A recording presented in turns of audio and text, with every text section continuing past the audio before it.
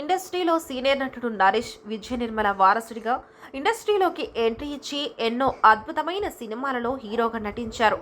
అలాగే క్యారెక్టర్ ఆర్టిస్టుగా తండ్రి పాత్రలను కూడా నటిస్తూ ప్రేక్షకులను మెప్పిస్తున్నారు. ఇలా కెరియర్ పరంగా నరేష్ ఎంతో సక్సెస్ అయినప్పటికీ వ్యక్తిగత జీవితంలో మాత్రం ఈయన సక్సెస్ కాలేకపోయారు.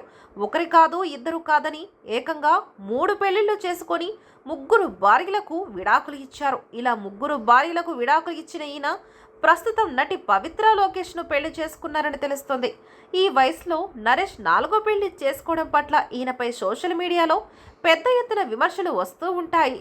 ఈయనకు పెళ్లేజ్ దాటిపోయిన కొడుకు ఉన్నప్పటికీ తనకు పెళ్లి చేయకుండా ఈయన మాత్రం 4 పెళ్లిళ్లు చేసుకున్నారంటూ విమర్శలు కూడా వస్తుంటాయి.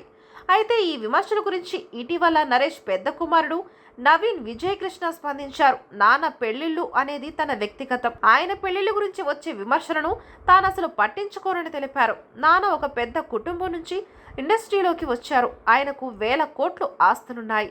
ఇక ఆయన పెళ్లిళ్ళ గురించి అందరూ విమర్శలు చేస్తుంటారు, కానీ ఆయన పడిన బాధల గురించి ఎవరు మాట్లాడరు. కష్టంలో ఉన్నప్పుడు ఈ విమర్శించిన వారెవరే వచ్చి నాన్నను ఓదార్చలేదని తెలిపారు.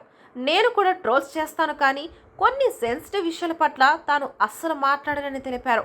ఇలా విమర్శించేవారిని మనం ఎప్పటికీ కంట్రోల్ చేయలేమని తెలిపారు.